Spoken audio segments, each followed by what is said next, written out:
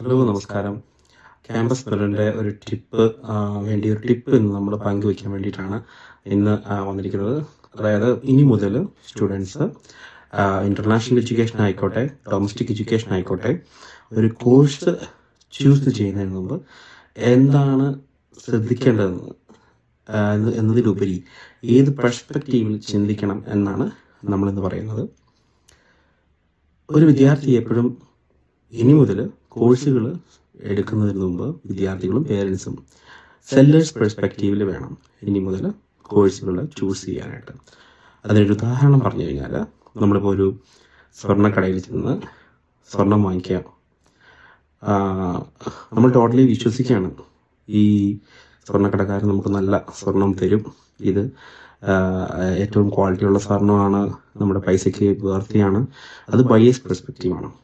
Okay, നമ്മൾ അതേ കടയിൽ നിന്ന് ഇറങ്ങി ഒരു 5 സ്റ്റെപ്പ് വെച്ച ശേഷം നമുക്ക് ഈ സ്വർണം വേണ്ട എന്ന് വരും, നമ്മൾ തിരിച്ച് കയറുകയാണ്. ആ കടയിൽ കൊടുത്താൽ ആ കടക്കാരൻ ആ സ്വർണം ഉരച്ചു നോക്കിയ ശേഷമേ ആ സ്വർണം വാങ്ങും. അത് എന്താ പറയുന്നത്, സെല്ലേഴ്സ് പെർസ്പെക്റ്റീവാണ്. അവർ അതിനുള്ള വാല്യൂ ഉണ്ടോ, അതിനുള്ള ഇതുണ്ടോ എന്നുള്ളത് ഉറപ്പ് വരുത്തിയ ശേഷം ഏറ്റവും ചിലവ് കുറഞ്ഞ രീതി, അതായത് എങ്ങനെയൊക്കെ വില പേശി മേടിക്കാവുന്ന രീതിയിൽ അവർ നമ്മുടെ തിരിച്ച് സ്വർണം വാങ്ങത്തുള്ളൂ. പണിക്കൂലി, പണിക്കുറവ് എന്നൊക്കെ പറഞ്ഞ് നമ്മൾ പലപ്പോഴും കണ്ടിട്ടുള്ള കാര്യങ്ങളാണ്.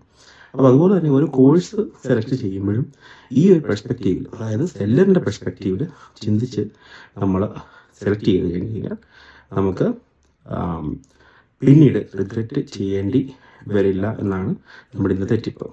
എന്തെങ്കിലും അഡീഷണൽ സപ്പോർട്ടോ അല്ലെങ്കിൽ എന്തെങ്കിലും ഇൻഫർമേഷൻ വേണമെങ്കിൽ നമ്മുടെ വാട്സാപ്പ് നമ്പർ ഈ വീഡിയോടൊപ്പം ഷെയർ ചെയ്യുന്നുണ്ട്.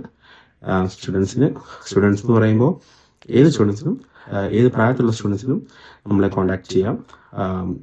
നമ്മൾ കഴിയുന്ന ഗൈഡൻസ് പ്രൊവൈഡ് ചെയ്യുന്നതാണ്. Thank you.